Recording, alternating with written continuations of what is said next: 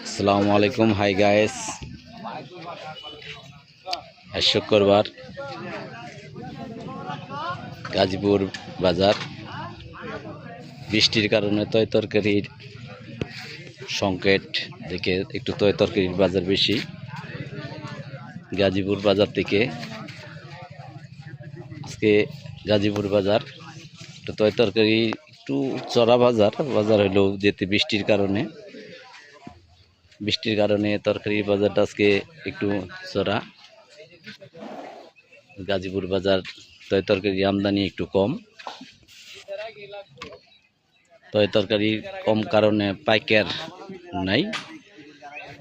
এই একটু এমনি বৃষ্টির কারণে একটু তয় তরকারির বাজারটা একটু চড়া হলেও আপনার বাজারে একটু তরকারির সংকট কম। একটু তয় তরকারির বাজারের সংকট যেতে বৃষ্টির কারণে তয় তরকারিটা আমদানি হয়েছে কম। আমদানি হওয়ার কারণে একটু তেমন চড়া না, সীমিতর ভিতরেই আপনার কাঁচা বাজার। আজকে তরকারি কাঁচা বাজারটা তরকারি বাজার আজকে